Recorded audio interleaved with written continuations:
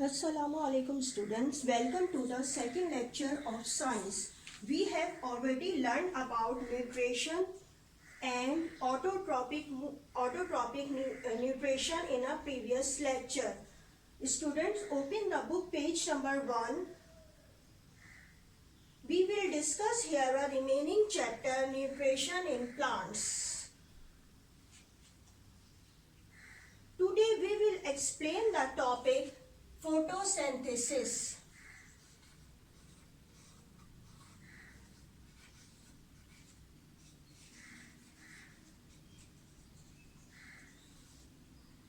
Previous lecture में आपको जो है ऑटोट्रॉपिक न्यूट्रिशन की डेफिनेशन एक्सप्लेन कर चुकी थी कि उसमें क्या होता है कि जो ऑर्गेनिज्म अपनी प्रिपेयर कर रहे होते हैं फूड फॉर प्रोसेस जो रहते हैं ऑटोट्रॉपिक न्यूट्रिशन को कहा जाता है इसको।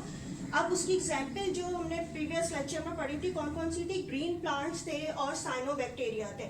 अब उसी से रिलेटेड फोटोसिंथेसिस को क्यों डिस्क्राइब किया जा रहा है, क्योंकि जिससे जो प्रोसेस अब प्लांट जो अपनी प्रिपेयर फूड कर रहे होते हैं उस प्रोसेस को जो कहा जाता है वो क्या कहा जाता है, फोटोसिंथेसिस। ये प्रोसेस कहाँ हो रहा होता है, फोटोसिंथेसिस का प्रोसेस कहाँ हो रहा होता है, ग्रीन प्लांट्स में हो रहा होता है। तो green plants make their own food with the help of light energy of sun, carbon dioxide from the air and water from the soil. This process is called the photosynthesis. यानी कि इसमें क्या किस चीज़ को एक्सप्लेन किया गया है कि ग्रीन प्लांट जो अपनी प्रिपेयर कर रहे होते हैं फूड मुख्तलिफ इनऑर्गेनिक मटेरियल के जरिए से अपनी खुद फूड प्रिपेयर कर रहे होते हैं। ये प्रोसेस जो कहा जाता है इसको क्या कहा जाता है, फोटोसिंथेसिस कहा जाता है। यानी कि अगर कोई भी प्लांट है, प्लांट की कहाँ पे हो रहा होता है, उसकी लीफ में जो है वैसे बेसिकली ये प्रोसेस होता है। अगर हम कोई भी जो है वो प्लांट को ले लें और इसकी अगर मैं डायग्राम से आपको शो करूं कि आपको ज़्यादा बेहतर समझ में आ जाएगा कि फोटोसिंथेसिस का प्रोसेस जो है वो कैसे एक्सप्लेन हो रहा है। अब इसमें क्या कहते हैं, अगर कोई भी प्लांट मौजूद है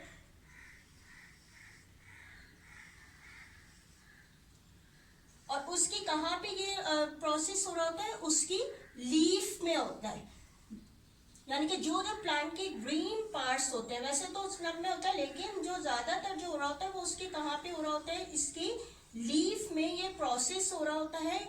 अब इसमें होता क्या है कि बेसिकली जो इसमें इस प्रोसेस में क्या होता है कि जो प्लांट की लीफ होती है वो इस फोटोसिंथेसिस के प्रोसेस को कर रही होती हैं। अब इसके लिए उनको मुख्तलिफ किस्म की चीज़ें रिक्वायर्ड होती हैं। सबसे पहले इनको क्या चीज़ चाहिए होती है अपने प्रोसेस को कंप्लीट करने के लिए, पहले इसको लेते हैं ये कार्बन डाइऑक्साइड। अब ये कार्बन डाइऑक्साइड कहाँ से एंटर हो रही होती है, कार्बन डाइऑक्साइड प्लांट की, अब ये लीफ में तो प्रोसेस हो रहा है, कार्बन डाइऑक्साइड एंटर कहाँ से हो रही है, लीफ में एंटर हो रही होती है। अब ये लीफ में कहाँ से एंटर हो रही होती है, एयर से। यानी कि कार्बन डाइऑक्साइड जो होती है वो कहाँ से, यानी कि एयर से इनकी लीफ में एंटर हो जाती है। और इसके अलावा जो है ये इनको और की चीज की रिक्वायरमेंट होती है, इनको जरूरी होता है, इनको चाहिए होता है वाटर। और वाटर कहाँ से इनको मिलता है, ये प्लांट की रूट्स से मिलता है। और ये रूट्स कहाँ होती हैं, सारी बातें सबको भी पता होगा, ये रूट्स मौजूद होती हैं जमीन के अंदर। अब ये रूट्स क्या करती हैं, पानी को एब्जॉर्ब करती हैं और इस स्टेम के जरिए जो है लीफ तक पहुंचा रही होती हैं। तो यानी कि फोटोसिंथेसिस के लिए मैं दूसरी क्या चीज़ की रिक्वायरमेंट थी, वाटर की। और ये इनकी रिक्वायरमेंट कहाँ से पूरी हो रही है, जो हम जमीन में पानी दे रहे होते हैं प्लांट्स को, ये वहां से एब्जॉर्ब करके लीफ तक ले जाते हैं। यानी कि ये दो चीजें तो इसकी रिक्वायरमेंट है फोटोसिंथेसिस के प्रोसेस के लिए। इसके अलावा इनको एक और बेसिकली जो चीज चाहिए होती है वो क्या होती है, सनलाइट। अब सनलाइट कहाँ से मिलेगी, लाजमी बात है कि सनलाइट जो इनको मिल रही होती है वो कहाँ से मिल रही होती है, सन से आ रही होती है सनलाइट। और ये प्रोसेस फोटोसिंथेसिस का ज्यादातर होता भी कब है, ये डे टाइम में ही होता है। तो सनलाइट से ये सनलाइट भी ये लीफ तक पहुंच रही होती है।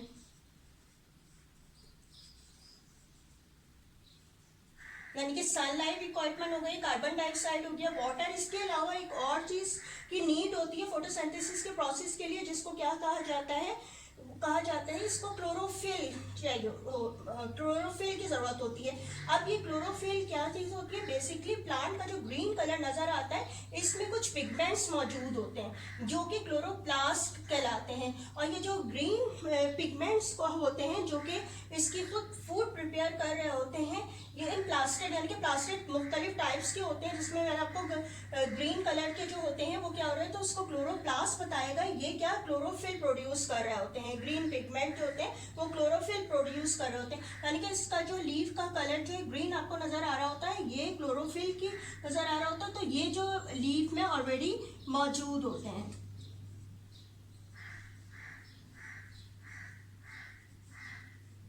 ये क्लोरोफिल हो गया, सनलाइट, वाटर और कार्बन डाइऑक्साइड। यानी कि अगर हम इसको इक्वेशन के जरिए से लिखें तो हम इसको इस तरीके से लिख सकते हैं,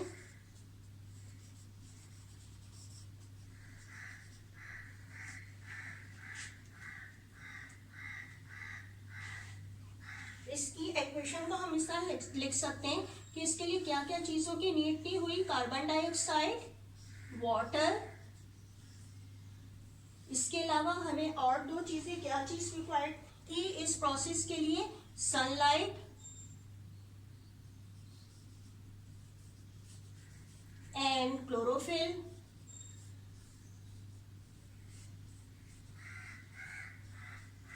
अब होता क्या है, carbon dioxide, water, sunlight, chlorophyll मिलकर जो होते हैं इसमें केमिकल रिएक्शन होते हैं, और जो चीज फॉर्म होती है, जो चीज बनती है, उसको क्या कहा जाता है, ग्लूकोज। और इसके अलावा इसमें क्या चीज जो होती है वो प्रोड्यूस हो रही होती है, इसमें प्रोड्यूस हो रही होती है ऑक्सीजन गैस। यानी कि हम इक्वेशन के जरिए से अगर इसको लिखें तो इसमें क्या है, यानी कि कार्बन डाइऑक्साइड मिल गया इसको प्लांट को, वाटर मिल गया, सनलाइट, क्लोरोफिल, तो तमाम इसमें रिएक्शन होता है लीव्स में, और जो चीज प्रोड्यूस होती है उसको क्या कहा जाता है, ग्लूकोज बन रहा होता है, और ऑक्सीजन गैस जो होती है वो रिलीज हो जाती है।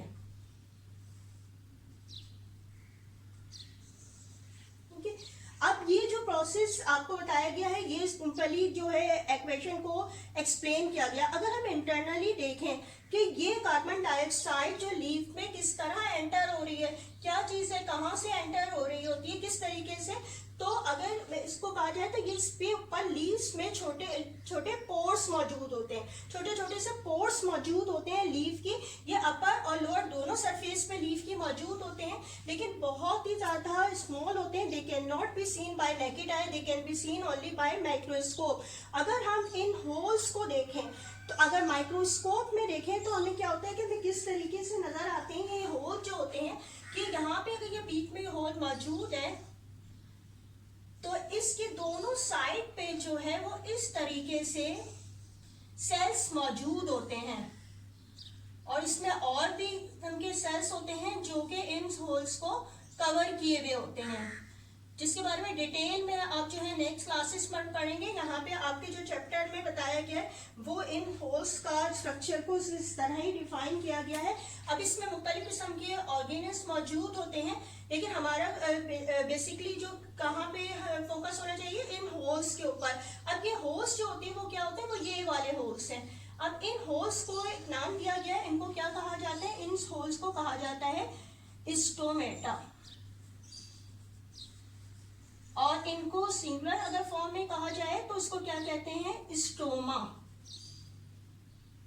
यानी कि अगर एक है होल जा रही है उसको कहा जा रहा है स्टोमा, और जो कलेक्टिवली स्टोमेटा कहा जाता है। अब ये जो होल होते हैं इसके जरिए जो होती है वो कार्बन डाइऑक्साइड एंटर हुई, यानी कि क्या बताया कि लीफ के ऊपर और लोअर दोनों सरफेस पे होती हैं, लेकिन लोअर सरफेस पे ये स्टोमेटा या होल ज्यादा होते हैं। उन होल्स के जरिए जो है कार्बन डाइऑक्साइड लीफ में अंदर एंटर होती है। अब ये किस तरह होते हैं, इसके बराबर में ये जो दो बताए गए, ये क्या चीज होती है, ये होते हैं सेल्स को कहा जाता है गार्ड सेल। अब ये क्या काम कर रहे होते हैं, ये इस होल को ओपन और क्लोज करते हैं, ये ऑटोमेटिकली हो रहा होता है। इसमें क्या होती है, इसकी जो सरफेस और ये लेयर्स मौजूद होती हैं ये फ्लेक्सिबल होती हैं। जब इस प्लांट को नीड होती है कार्बन डाइऑक्साइड की फोटोसिंथेसिस का प्रोसेस करना होता है तो क्या करते हैं, ये ओपन हो जाते हैं, और जब इसकी नीड की नहीं रहती है तो ये क्या होते हैं, खुद ऑटोमेटिकली क्लोज हो जाते हैं ये दोनों। अब ये जो मैंने आपको बताया गार्ड सेल है, बीच में होल है, अब इसको हम समझने के लिए इस तरह भी कर सकते हैं कि आपने देखा होगा कि किसी भी जगह पे गेट मौजूद होते हैं, आप एंटर होते हैं तो उस गेट के जरिए एंटर होते हैं, ठीक है। उसके बाद जो होता है गेट के बाहर अगर कोई भी गार्ड बैठा हुआ हो और आपको जो है आना हो, अंदर आना हो, तो क्या करना होता है, गार्ड जो होता है डोर को ओपन करता है तो आप अंदर आ सकते हैं। और फिर जब जो होता है गेट को या डोर को जो है वो आपको बंद कर दिया तो वो आप अंदर नहीं हो सकते हैं। तो बिल्कुल इसी तरीके से ये लीफ में जो ये पोर्स है, इसके जो गार्ड सेल है बेसिकली यही काम कर रहे होते हैं। इसको कोई खोलने बंद करने के लिए कोई नहीं है, बल्कि क्या करते हैं ये ऑटोमेटिकली, यानी कि इस प्लांट को नीड हुई तो ये ओपन होगा ये होल और इसके अंदर एयर एंटर हो गई, और जब नहीं हुआ नीड नहीं हुई तो क्या होता है ये क्लोज हो जाते हैं। तो इसको यानी कि होल्स के जरिए जो है कार्बन डाइऑक्साइड एंटर होती है। इसके अलावा जो जिस तरीके से भी बताया कि इसको और किस चीज की नीड होती है, इसको नीड जो होती है वो किसकी होती है, वाटर की होती है। अभी जिस तरह इनके सेल्स की बात की गई है, अब इसी तरीके से ये वाले सेल्स भी होते हैं, कुछ सेल्स होते हैं जो कि ये फंक्शन कर रहे होते हैं, जो कि कार्बन डाइऑक्साइड को ऊपर तक लेके आ रहे हैं, यानी कि क्या कर रहे हैं, कार्बन डाइऑक्साइड को रूट से लेके ऊपर प्लांट तक पहुंचा रहे होते हैं।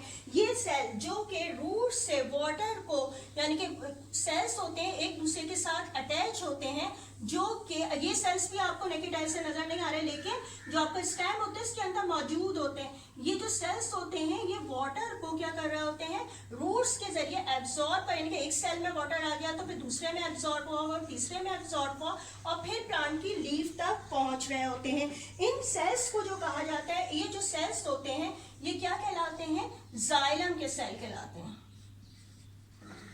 देखिए जाइलम के सेल्स को क्या कहते हैं, special conducting tubes present. Conducting tubes क्यों कहा गया है कि एक ट्यूब बना लिए ना, जाइलम में आते हैं जब सेल आपस में एक दूसरे से जुड़े हुए तो क्या नीचे से ऊपर एक ट्यूब की सूरत में। तो अगर हम इसको डिफाइन करें, इसकी डेफिनेशन को हम इस तरह कह सकते हैं कि special conducting tubes present in plants that transport water from roots to all parts of the plant. It is called a xylem. यानी कि वो सेल्स जो कि ये फंक्शन कर रहे होते हैं उन सेल्स को क्या कहा जाता है, जाइलम कहा जाता है। अब वाटर भी एंटर हो गई, सनलाइट जो होती है वो एब्जॉर्ब हो रही होती है, क्लोरोफिल इसमें पिगमेंट मौजूद होते हैं पहले से।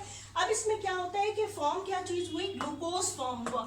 अब ये जो ग्लूकोज फॉर्म हुआ इसके अंदर, तो लाजमी बात है ये लीफ से तमाम प्लांट्स के हिस्से में भी जाएगा, सबको एनर्जी प्रोड्यूस करेगा, सबको एनर्जी अब दे रहा होता है। अब इसके अलावा कुछ जो एनर्जी होती है, कुछ ये फूड होती है किसी हिस्सों में बाज़ दफ़ा स्टोर भी हो जाती है, यानी कि ये अगर फूड जो होती है वो बाज़ दफ़ा रूट्स में भी स्टोर हो जाती है, जिनको आप जो है खा भी हैं, जैसे आप रेडिश खाते हैं और जो आप खाते हैं कैरेट खाते हैं, वो क्या होती है रूट्स में जो है वो स्टोर हुई हुई फूड आप खा रहे हैं। इसी तरह कुछ कि आप लीव्स को भी इस्तेमाल कर रहे होते हैं अपनी फूड के तौर पे, लेटस सेल्स को आप इस्तेमाल करते हैं, मिंट को इस्तेमाल करते हैं, यानी कि उसमें फूड स्टोरेज जो आप ले भी रहे होते हैं। तो ये जो यहाँ पे ग्लूकोज फॉर्म हुआ है, अब ये क्या करता है, ये जो ग्लूकोज फॉर्म हो गया है ये क्या करता है, ये अब पूरे प्लांट्स को प्रोवाइड करता है। जैसे ये नीचे से ऊपर गया पानी, अब इसी तरह फूड नीचे से ऊपर और हर तरफ जा रही होती है। तो जो सेल्स ये काम कर रहे होते हैं, यानी कि क्या करते हैं, ये फूड लीव्स में स्टोर हो गए। अब स्टोर होने के बाद क्या होती है, ये दूसरे किस्म के सेल्स होते हैं, वो क्या होते हैं, वो इस तरह पूरी स्टेम में भी मौजूद होते हैं या प्लांट्स की लीव्स में भी मौजूद होते हैं। तो वो क्या करते हैं कि लीव्स से जो होती है वो क्या कर रही होती है, फूड यानी कि पूरे स्टेम को प्रोवाइड हो रही होती है, और इसके अलावा जहाँ दूसरी यानी कि फ्लावर वगैरह मौजूद है वहाँ भी प्रोवाइड कर रहे होते हैं इस फूड को। तो जो सेल्स ये काम कर रहे होते हैं, यानी कि जाइलम तो वाटर को पहुँचाने वाला काम कर रहा होता है, लेकिन जो प्रिपेयर फूड को जो है लीफ से तमाम प्लांट में जो है दे रहा होता है, उन ट्रांसपोर्ट कर रहा होता है, उन सेल्स को क्या कहा जाता है, उन सेल्स को कहा जाता है फ्लोएम।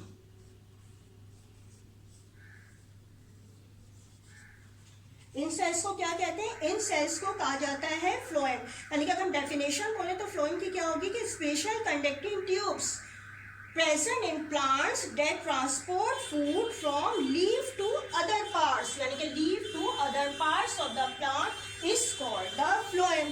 यानी कि phloem के जरिए ये जो है पूरे प्लांट को प्रिपेयर फूड यानी कि ग्लूकोज के फॉर्म में प्रोवाइड कर रही होती है, और ऑक्सीजन जो होती है वो ऑक्सीजन जो है एयर में जो है बाहर की तरफ जो है चली जाती है। यानी कि इस प्रोसेस के बनने के बाद जो है ऑक्सीजन जो है हमें इससे प्रोसेस के जरिए मिल रही होती है। यानी कि जो ऑक्सीजन रिलीज होती है उसे हम इस्तेमाल कर रहे होते हैं अपने रेस्पिरेशन के प्रोसेस के लिए, और हम क्या जो होते हैं एक्सेल क्या कौन सी गैस करते हैं, कार्बन डाइऑक्साइड करते हैं, वही कार्बन डाइऑक्साइड गैस प्लांट ले लेते हैं और प्लांट इसको जो है अपनी फूड मेकिंग के लिए यानी कि फोटोसिंथेसिस के प्रोसेस के लिए कर रहे होते हैं। यानी कि और ये ज़्यादातर जो होता है प्रोसेस कब होता है, दिन के ही वक्त हो रहा होता है, यानी कि वो कार्बन डाइऑक्साइड लेके अपनी जो है खुद फूड प्रिपेयर कर रहे होते हैं। इसके बाद कि आपको कि ये जो टॉपिक है ये फोटोसिंथेसिस का ये कंप्लीट हो गया है। आपको मैं जो हूँ वो होमवर्क समझाने जा रही हूँ, यानी कि जो आपने प्रीवियस फर्स्ट लेक्चर में भी किया था और सेकेंड लेक्चर में भी जो आपने ये कुछ समझा है, इसका काम आपने किस तरीके से करना है, वो जो होमवर्क आपको दिया जा रहा है वो आपको किस तरीके से करना है उसके बारे में जो है वो अब मैं समझा रही हूँ आपको। आपने क्या करना है, लूज पेपर ले लेना है और उसको एक फाइल में लगा लीजिएगा जिसमें ये काम करिएगा। इसके अलावा आपके पास नहीं है लूज पेजेस तो आप क्या कर सकते हैं, जो प्रीवियस कॉपी अगर उसमें पेजेस है तो वो भी यूज़ कर सकते हैं, लेकिन अगर लूज पेजेस ले रहे हैं तो फिर इसको एक फाइल में लगा दीजिएगा। पहले आप मिड टर्म का जो है वो टाइटल पेज बना लीजिएगा। इसके बाद आपने क्या करना है, मिड टर्म का सिलेबस जो मैंने फर्स्ट लेक्चर में आपको लिखवाया था बिल्कुल इसी तरीके से हेडिंग वाइज जो है वो आपने चैप्टर को मेंशन करते हुए लिख लेना है, बायोलॉजी केमिस्ट्री और फिजिक्स के जो है। इसके बाद बायोलॉजी का पेज जो है वो एक टाइटल पेज बनाइएगा, और आपने जो फर्स्ट चैप्टर आप जो करने जा रहे हैं उसका एक पेज बनेगा। कौन सा चैप्टर आप कर रहे हैं, न्यूट्रिशन इन प्लांट। इसके बाद जो आपको क्वेश्चन आंसर जो लिखने हैं वो कौन कौन से, क्वेश्चन नंबर 1 है डिफाइन न्यूट्रिशन, इसको इसी तरीके से डेफिनेशन फॉर्म में जिस तरह आपको नज़र आ रहा है लिखिएगा। इसके बाद जो है different modes of plant nutrition, ये भी आपने लिखना है। इसके बाद ऑटोट्रॉपिक न्यूट्रिशन को डिफाइन किया गया, इसके बाद हीटरोट्रॉपिक न्यूट्रिशन को डिफाइन किया गया, और फिर आपने क्या करना है, क्वेश्चन नंबर 3 है फोटोसिंथेसिस, और इसकी जो इक्वेशन जो दी गई है वो भी आपने जो है वो लिखनी है, और यहाँ तक आपने ये रिटर्न वर्क करना है। इसके अलावा जो है आपको क्या करना है, एक डायग्राम ड्रॉ करनी है किसकी, फोटोसिंथेसिस की, जो आप क्या करेंगे इस क्वेश्चन के सामने आपने ड्रॉ करनी है, जो कि बिल्कुल कलरफुल होनी चाहिए, जो आपके पेज नंबर 2 बुक में गिवन है। इसको आप ये ड्रॉ कर लेंगे और इसका होमवर्क को रखिएगा अपने पास संभाल के। जब कोई अनाउंसमेंट होती है कि होमवर्क सबमिट करवाने का वक्त होगा तो फिर उस वक्त जो है आप ये काम जो है वो लाके स्कूल में देंगे, वरना ये आप जो है वो लिखते जाइए जिस तरीके से आपको प्रोवाइड किए जा रहे हैं। इसके अलावा इनकी मैं पिक्स भी भेज दूँगी क्वेश्चन आंसर्स की, ताकि आप इजीली जो है वो उसको कॉपी डाउन कर सकें। We will meet in the next class. Thank you and Allah हाफिज़।